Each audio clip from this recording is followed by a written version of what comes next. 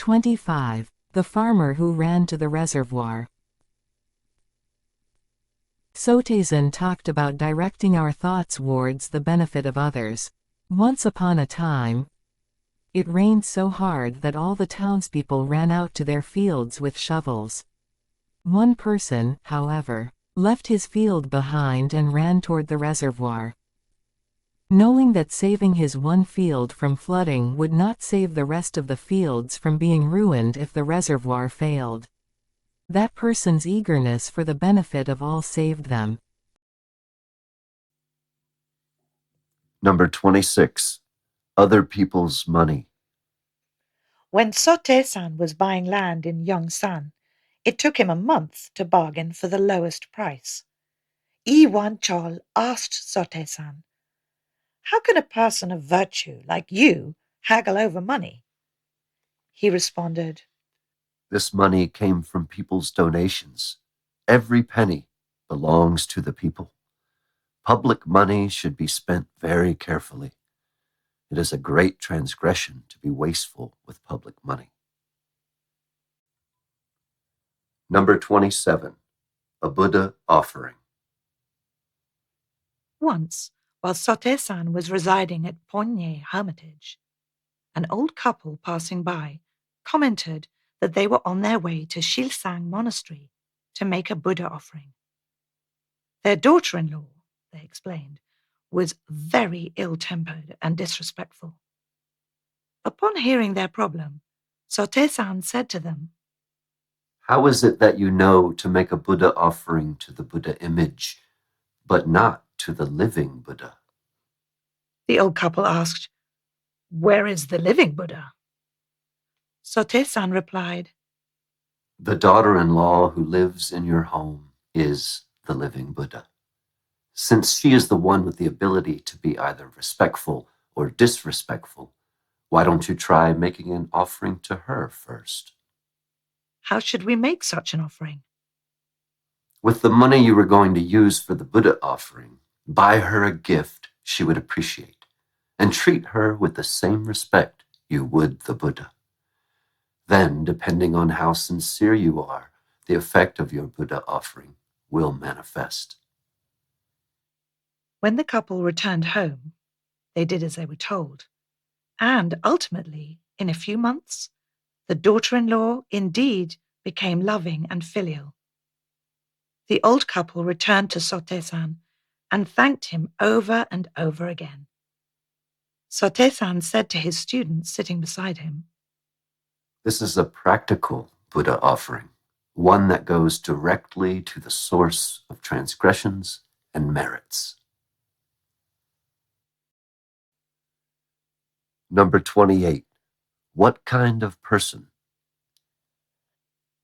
A student asked, "What kind of person receives the most blessings in the next life?" Sote-san replied, A person who dedicates himself to the well-being of others through his body, spirit, and material. "Then what kind of person receives the most suffering in the next life?" A person who has only taken from others through body, spirit, and material. "What kind of person is most at peace?"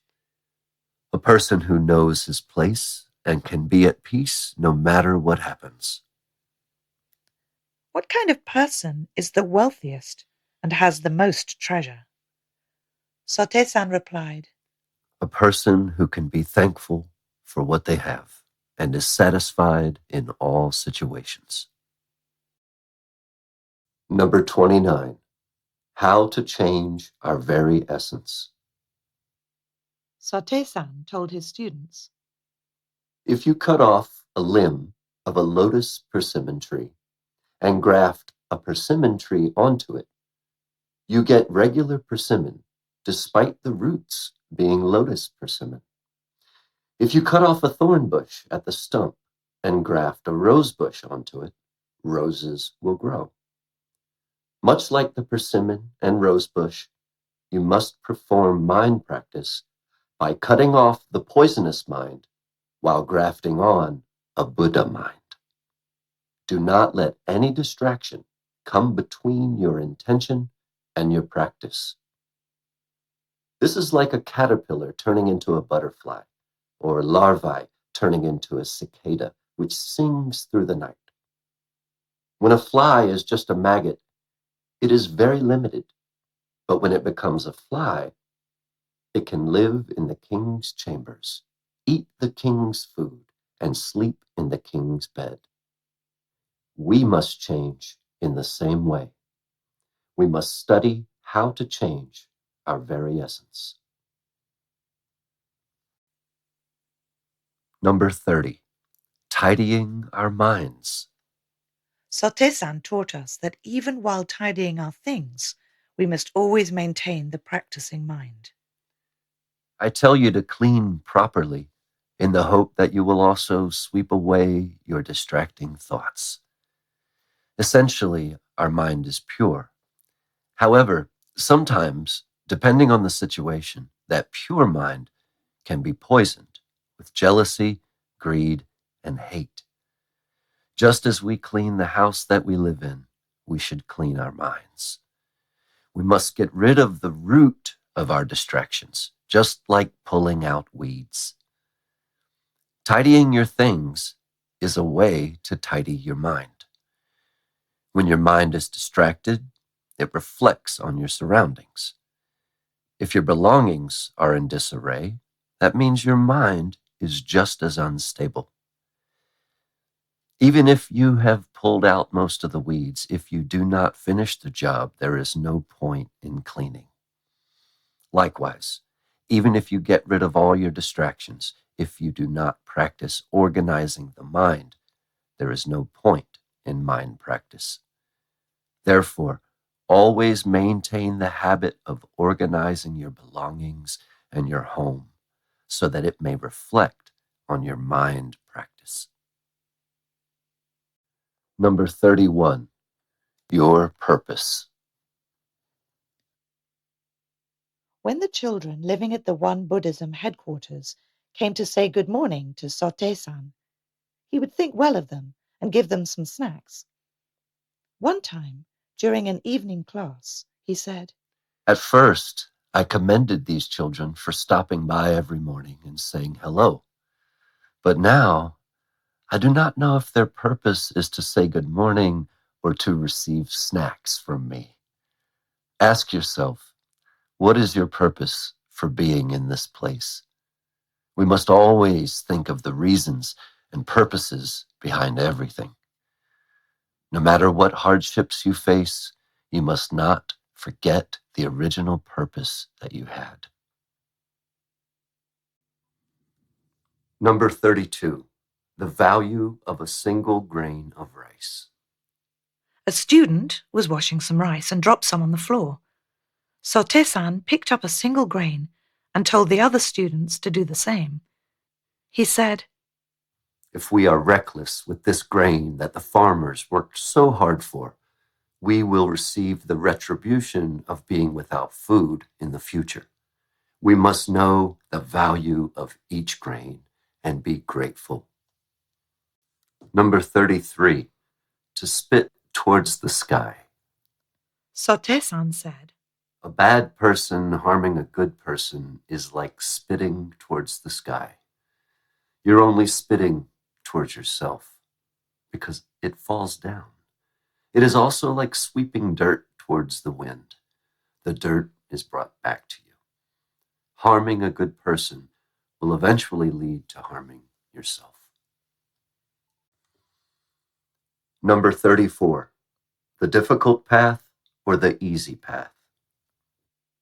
Sote-san and his student, Yi Chonpun, were climbing a steep mountain behind Chongyun Hermitage. Sote-san said, Climbing a steep pass naturally enhances my one-pointed mind practice. You rarely stumble on a steep trail, but are actually more prone to stumble on a level trail. We are more prone to make mistakes with an easy task than a difficult one. A practitioner who maintains consistency on either steep or level trails, or on easy or difficult tasks, will achieve single-minded concentration. Number 35, How to own a train. A person visited Sote-san, and during their conversation he said, "The train between Chonju and Iksan is run by the wealthy people of this Chola region, and they are allowed to ride the train for free." In saying this, the visitor showed his envy. Sote-san said, Have you not made that train yours yet? You must be very poor. The man was very surprised and asked, "I would imagine it takes a huge amount of money to own a train. How can a poor man like me do that?" Sote-san replied, Even if you owned your own train, I would not call you wealthy. I already own not just that train, but all the trains in the world. I have done so for a long time now. Have you not heard? The man became even more shocked and said, "I have not heard anything like that. I'm afraid I'm not capable of understanding what you mean." Sote-san said, If a person is to own a train, he has to spend a fortune and be tormented with the upkeep. But the way I own it does not take a huge amount of money, nor do I need to take responsibility for the train. Whenever I desire to go somewhere, I simply pay a certain amount and then use the train however I please. On a similar note, a while ago, I went to Seoul and visited the park. I was enjoying the fresh air and all the benefits of that park, but no one told us to leave or never to come again. Owning a small garden at a resort would cost a fortune, but I could enjoy that park just as much without any payment. The desire to own something is simply for one's own personal comfort. However, I use the train and the park as much as I want. How is that not better? This is why I say I own them all. Everything in this world, the earth, the mountains, are all mine. I use them when I need to, as long as I follow basic manners and rules. No one can tell me to do otherwise. My household is therefore very large. However, most people have such a small mind that they only concentrate on owning whatever they can. Then they worry about all the work and the responsibility that follows, which is why they cannot see the bigger picture.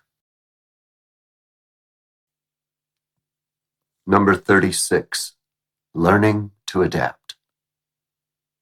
Sote-san said, You must learn to adapt. A stubborn person will encounter many obstacles. For example, you must put away your thick winter clothes and change into lighter clothes when spring comes. The same goes for your job. If you feel like you cannot live on your salary, you must consider your situation and your skills and decide if it is better to run your own business or turn to farming. If you are stubborn enough to say that you cannot change your job, then you will fall into debt, lose your credit, and possibly ruin your household. Meditation practice is no different. If you have entered a meditation session, then you must come to the hall as soon as the practice bell rings and focus on your mind practice.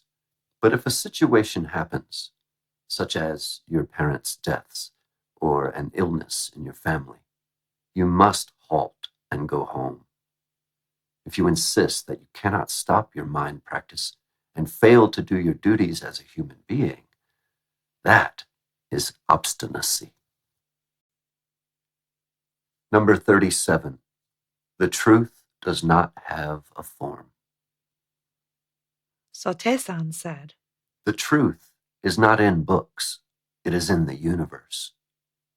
For example, if you study the sun at daytime, it seems like it will be bright forever, but it moves west in a few hours and disappears. Then it reappears on the east side the next morning. Studying the teachings of the sages is to wonder, where does the sun go? And by studying, you will learn the truth that night embraces day just as day embraces night. The two are not separate. Then you have reached the truth. Also, during the 4 seasons, the cold season comes from the warm season, as the warm season comes from the cold season. Our pain and happiness, wealth and poverty are linked like a head to a tail. They are created by our 6 sense organs.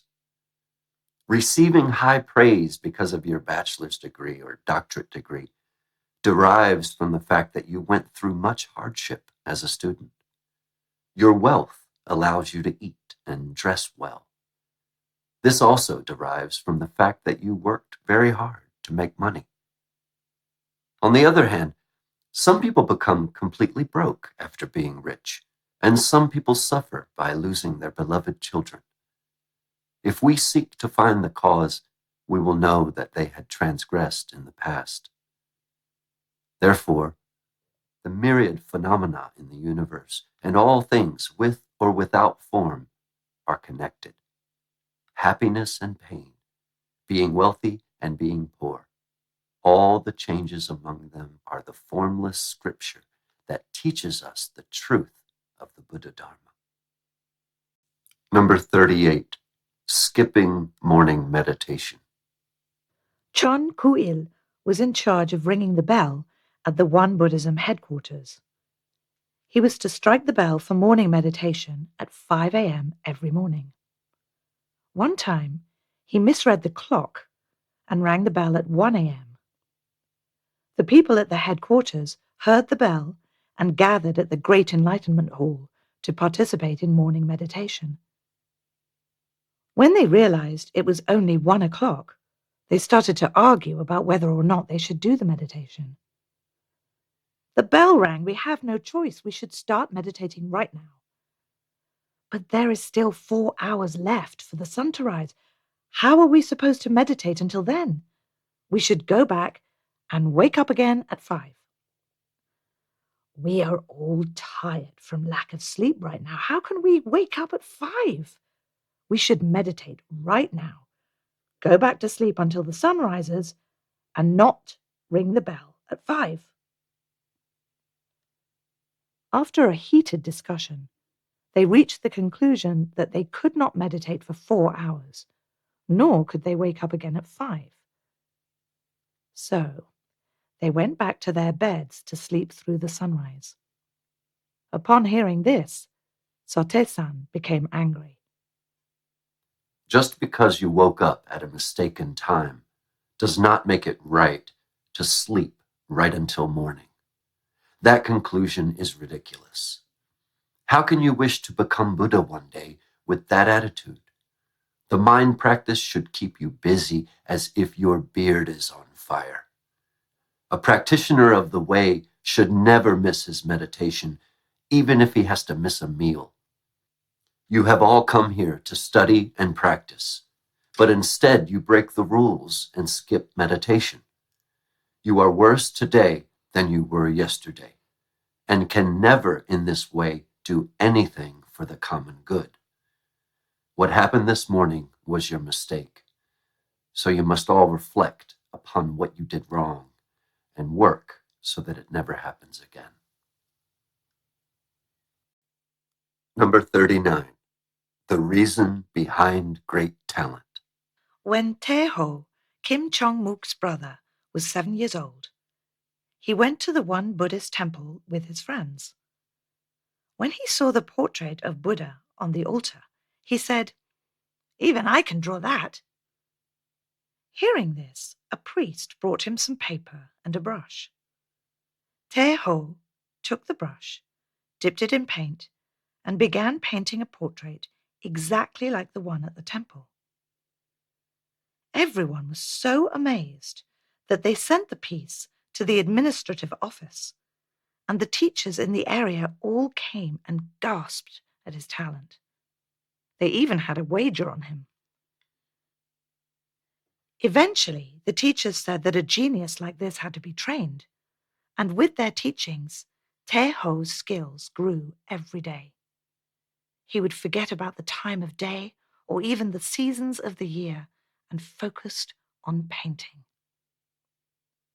Seeing his talent and hard work, everyone said that he would grow up to be a famous artist. His skills eventually reached a limit and then would not grow any further. No matter how hard he worked, he could not improve. So his brother, Kim Chong-muk, asked Sote-san the reason. The master replied, Have you ever cultivated land? Yes, I have. A land that has been cultivated before is easier the second time. Your brother's case is no different. The reason he could draw the portrait with such ease at first was that he had great artistic talents in his previous life. However, now that his skills have reached the capacity of his previous life, it is just like cultivating new land. It is difficult and slow. If he wishes to become a great artist, he has to keep on trying. Thomas Edison made many inventions, but that did not happen in his one short lifetime. He had practiced his talent and skill throughout many lifetimes, and that hard work had eventually paid off in the lifetime when he was born in the 19th century. Another man by the name of He Nung, the sixth patriarch of Chinese Zen Buddhism, was a woodcutter who became greatly enlightened and attained Buddhahood when he heard the phrase, "Give rise to a mind that does not dwell anywhere." This was possible because he was a great holy man in his previous life.